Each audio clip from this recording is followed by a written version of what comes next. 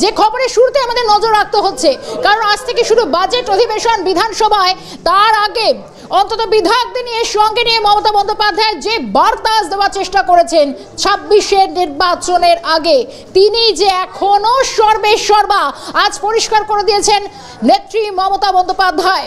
অত্যন্ত গুরুত্বপূর্ণ আজকের এই বৈঠকও ছিল, দিয়েছেন একাধিক বিধায়ককে ধমক, সঙ্গে তার কথাই যে শেষ কথা 26-এর নিরঙ্কুশ সংখ্যাগরিষ্ঠতা নিয়ে, 2/3 সংখ্যাগরিষ্ঠতা নিয়ে মমতা বন্দ্যোপাধ্যায় সরকার আবার ক্ষমতায় ফিরবে স্পষ্ট করেছেন মমতা বন্দ্যোপাধ্যায়। পরিষদীয় দলের বৈঠক, সেই বৈঠকেই আজকে নেত্রীর এই বার্তা। সংগঠনের বিষয় আমি একমাত্র সিদ্ধান্ত নেব, পরিষদীয় দলের বৈঠকে স্পষ্ট বার্তা মমতা বন্দ্যোপাধ্যায়। আমরা একাই 100, কাউকে প্রয়োজন নেই বললেন মমতা বন্দ্যোপাধ্যায়। আপের পরাজয়ের পর অন্তত সাফ জানিয়েছেন নেত্রী, 2/3 সংখ্যাগরিষ্ঠতা নিয়ে 26-এ ফিরব, পরিষদীয় দলের বৈঠকে স্পষ্ট করেছেন মমতা বন্দ্যোপাধ্যায়। বিধানসভায় আজ থেকে শুরু বাজেট অধিবেশন, আর সেখানেই অত্যন্ত তাৎপর্যপূর্ণভাবে যে বার্তা নেত্রী দেওয়ার চেষ্টা করেছেন খুব গুরুত্বপূর্ণ। সংগঠনের হ্রাস নিজের হাতে ধরে রাখার আপ্রাণ যে চেষ্টা অন্তত নেত্রী বারবার এই নিয়ে, তৃতীয়বারের ক্ষমতায় রয়েছেন মমতা বন্দ্যোপাধ্যায় এবং সেখান থেকে দাঁড়িয়ে চতুর্থবারও যে 2/3 সংখ্যাগরিষ্ঠতা নিয়েই মমতা বন্দ্যোপাধ্যায় সরকার আবারও ফিরবে, সঙ্গে তিনি এবং তার কথায় শেষ কথা। আজ আরও একবার সংগঠনের বিষয়ে আমি একমাত্র সিদ্ধান্ত নেব বার্তা দিয়েছেন মমতা বন্দ্যোপাধ্যায়।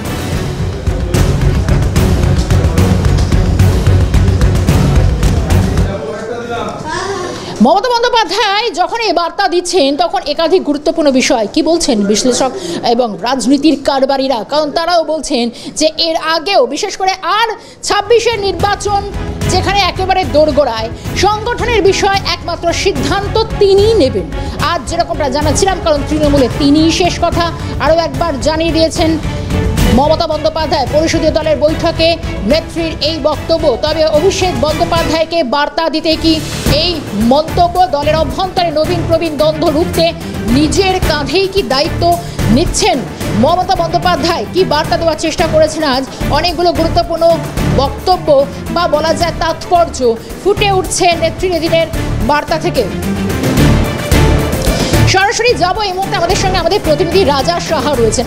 রাজা, খুব তাৎপর্যপূর্ণ, এর আগেও যখন তোমার সঙ্গে কথা হচ্ছিল নেত্রী, কারণ একেবারে 26-এর নির্বাচনের যখন একেবারে আর ঢাকে কাঠি পড়তে কয়েক মাস বাকি রয়েছে, এবং সেখানে দাঁড়িয়ে নেত্রী আজকে স্পষ্ট করেছেন একদিকে বিধায়কদের ধমক, সঙ্গে সংগঠনের হ্রাস, তিনি যে একমাত্র সিদ্ধান্তের শীর্ষে স্পষ্ট করেছেন। বার্তা কি বিশেষ করে কাউকে দেওয়ার চেষ্টা করেছেন? কারণ তার সিদ্ধান্ত, তার কথাই শেষ কথা।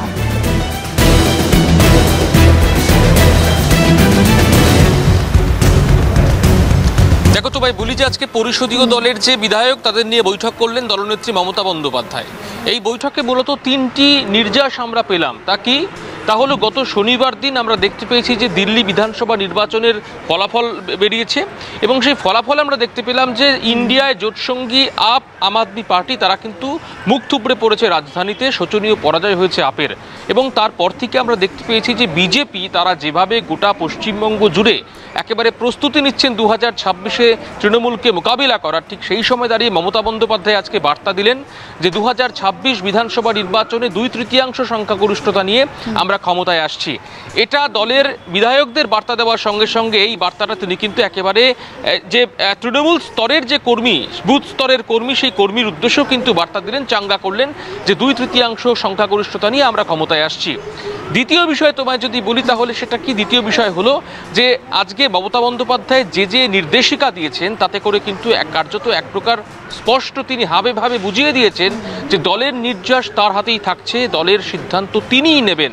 তার কারণ তোমাকে বলি যে বুথ স্তরের শাখা সংগঠনগুলি গঠন করবার জন্য মমতা বন্দ্যোপাধ্যায় তিনি আজকে অরূপ বিশ্বাসকে দায়িত্ব দিয়েছেন, এবং অরূপ বিশ্বাসকে দায়িত্ব দেওয়া হয়েছে তা হলো প্রত্যেক বিধায়ককে বলা হয়েছে 3টি করে নাম আপনারা আগামী 25 তারিখের মধ্যে অরূপ বিশ্বাসের কাছে জমা দিন, এবং তারপরেই কিন্তু বুথ স্তরের যে শাখা সংগঠনের রদবদল যাবতীয় সব কিন্তু তারপরেই শুরু হবে। অর্থাৎ এটা বোঝাই যাচ্ছে যে সংগঠনের যাবতীয় সিদ্ধান্ত মমতা বন্দ্যোপাধ্যায় তিনি নিজের হাতেই রাখলেন।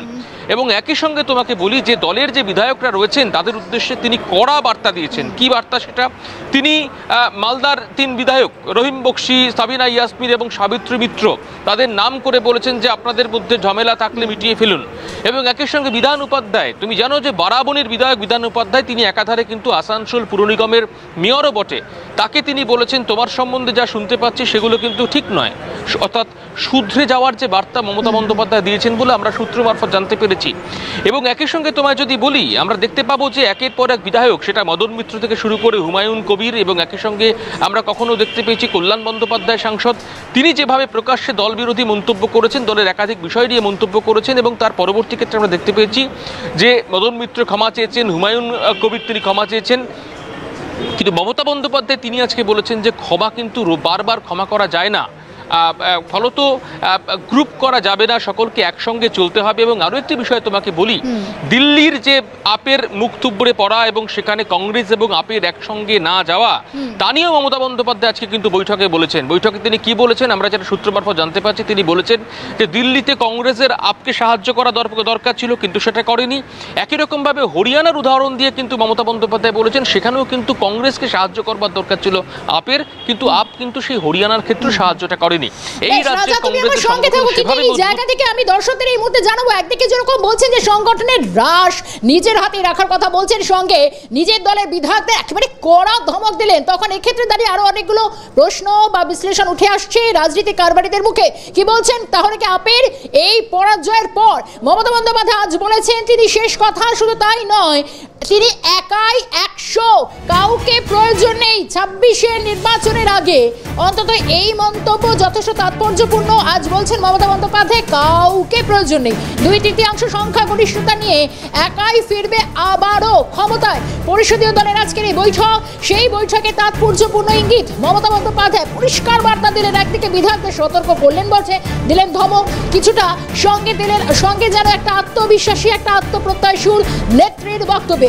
যাবো আরো একবার, রাজা রয়েছেন আমার সঙ্গে। রাজা, এর আগে যেরকম একটা বিষয় ফুটে উঠছিল যে দলে আদি নব্য দ্বন্দ্ব, এখানে নিয়ে একটা কোথাও যেন মুখ পুড়ছিল, সব থেকে বড় কথা একেবারে সদ্য তুমি শুরুটা করছিলে যে দিল্লিতে আপের পরাজয়ের পর বিশেষ করে আমি একাই 100, কাউকে প্রয়োজন নেই, এই যে আত্মপ্রত্যয় সুর, এটাও কিন্তু মমতা বন্দ্যোপাধ্যায়ের মুখে একেবারে নতুন নয়।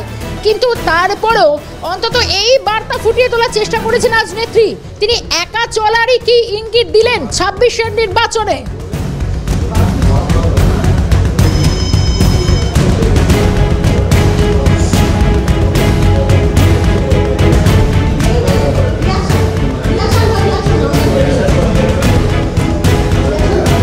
বেশ, রাজার কাছে আবার আমরা ফেরার চেষ্টা করব। সব মিলিয়ে আজকে বিধানসভায় পরিষদীয় দলের বৈঠকে মূলত যে বার্তা মমতা বন্দ্যোপাধ্যায় দেওয়ার চেষ্টা করেছেন, সঙ্গে 2/3 সংখ্যাগরিষ্ঠতা নিয়ে আবারও ক্ষমতায় ফেরা, সব মিলিয়ে কি বক্তব্য উঠে এসেছে আমরা বিভিন্ন মহল থেকে প্রতিক্রিয়া পেয়েছি।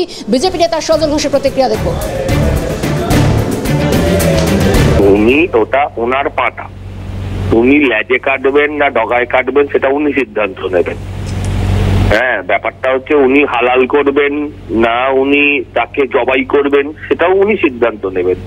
আসলে এটা নিয়ে আমাদের বাংলার মানুষের কিছু যায় আসে না। উনি আসল দলের লোকেদের বলে দিলেন যে অভিষেক আর কেউ না, হ্যাঁ দলের সিদ্ধান্ত, আমার কথাই সিদ্ধান্ত, অভিষেকের কথা যদি কেউ শোনো তাহলে সেটা তোমরা বুঝে নেবে তোমাদেরটা, এটাই উনি বললেন। এটা ওদের ঘরোয়া কোন্দল, আমরা এসব নিয়ে কেন মাথা ঘামাবো? আমাদের কাছে মানুষের কোটি রোজগার, মানুষের মেহনত, মানুষের শিক্ষা, মানুষের চাকরি, চোরেদের বিরুদ্ধে যে লড়াই, এগুলো আমাদের কাছে বিষয়।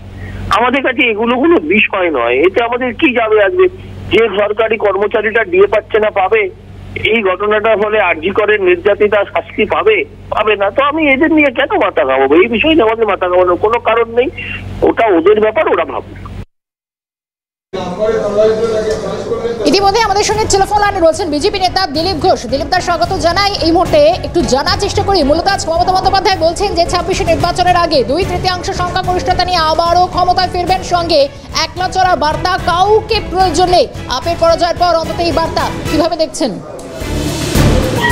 দেখুন, দিল্লির নির্বাচনটা সবার চোখে আঙুল দিয়ে দেখিয়ে দিয়েছে যে অহংকার, অত্যাচার, দুর্নীতি এটাই দেশের মানুষরা মানবে না। সেই জন্য হয়তো ভয় পেয়ে এইসব কথা বারবার বলতেছে আমি একা, আর কারো দরকার নেই। আগেও পার্টির মধ্যে এরকম প্রশ্ন উঠেছে যে ওনার অভিষেক ব্যানার্জিকে নিয়ে আসা হোক সামনে, সেখানেও উনি দেখিয়ে দিচ্ছেন উনি শেষ কথা, আর কেউ নেই। তো সেই জন্য এই ধরনের অহংকার না রাখেন মনে উনি, জনতাই শেষ কথা, তখন পাল্টে দেবে খুঁজেই পাওয়া যাবে না।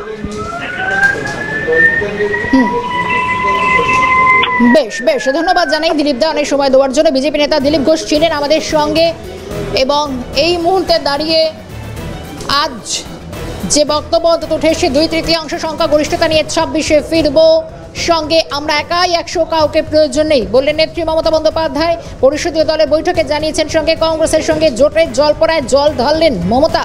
তিনিই যে তৃণমূলের শেষ কথা এটাও নতুন নয়, এর আগেও একাধিকবার, কারণ এর আগেও বিধানসভা নির্বাচনের প্রেক্ষিতে মমতা বন্দ্যোপাধ্যায়কে বলতে শোনা গিয়েছিল যে মূলত তাকে দেখেই অন্তত ভোট দেন প্রত্যেকের সাধারণ মানুষ তৃণমূলে, অর্থাৎ তার কথা, তার নির্দেশ, তার দেখানো পথ, এবং সেটাই যে অন্তত প্রত্যেকে যারা দলের যারা মেনে চলেন, মেনে চলতে হবে, এই ইঙ্গিতের আগেও একাধিকবার হুঁশিয়ারি দিয়েছেন। কিন্তু সঙ্গে ইদানিং বর্তমানে আদিনব্য দ্বন্দ্ব বিশেষ করে দলে যেভাবে প্রকট হচ্ছে, এ নিয়েও বিশেষটা একটা মাথা ব্যথার কারণ হয়ে দাঁড়াচ্ছে। এবং তারপর শুধু তাই নয়, একাধিকবার সতর্ক করার পরও হয়তো চাপের মুখে ক্ষমা চাইতে বাধ্য হলেও আদিনব্য দ্বন্দ্ব এবং একাধিক বিতর্ক থেকে কিছুতেই যেন সরে দাঁড়ান না শাসক শিবিরের নেতা, মন্ত্রী, বিধায়করা।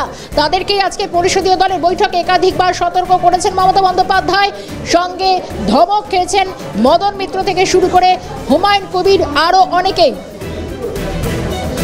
INDIA জোট ধর্ম ভাঙলেন কি তৃণমূল নেত্রী? কারণ মমতা বন্দ্যোপাধ্যায়কে আজ বলতে শোনা গিয়েছে আমরা একাই 100, কাউকে প্রয়োজন নেই। দলের মধ্যে তিনি যে সর্বে সর্বা, একাধিকবার তার এই বক্তব্যে উঠে এসেছে মমতা বন্দ্যোপাধ্যায়ের বক্তব্যে। সঙ্গে কাকে বার্তা দেওয়ার চেষ্টা করলেন নেত্রী? এই মুহূর্তে টেলিফোন লাইনে রয়েছেন সিপিএম নেতা সুজন চক্রবর্তী। সুজনবাবু, স্বাগত জানাই ক্যালকাটা নিউজে। আজ মমতা বন্দ্যোপাধ্যায় বলছেন যে একাই 100, কাউকে প্রয়োজন নেই। শুধু তাই নয়, বিধায়কদেরও ধমক দিয়েছেন, কিন্তু 2/3 সংখ্যাগরিষ্ঠতা নিয়ে আবারও সরকারে ফেরার ক্ষমতার আহ্বান দিয়েছেন। সব মিলিয়ে কি ইঙ্গিত পাচ্ছেন মমতা বন্দ্যোপাধ্যায়ের সঙ্গে এই বক্তব্যে? শোনা যাচ্ছে, বলুন। হ্যালো, আমরা শুনতে পাচ্ছি, বলুন প্লিজ। হ্যাঁ হ্যাঁ হ্যাঁ, দেখুন মমতা ব্যানার্জি আজকে যেটা বলেছেন, উনি যা বোঝেন সেটাই তো বলেছেন। উনি বলেছেন আমি একাই 100, আমার কাউকে দরকার নেই। ওনার তো কাউকে দরকার নেই। উনি মাঝখানে INDIA তার সঙ্গে গেছিলেন, এটা তো না যাবার মনোভাবে গেছিলেন, অথবা INDIA কে ভেতর থেকে ক্ষতিগ্রস্ত করার জন্য গেছিলেন।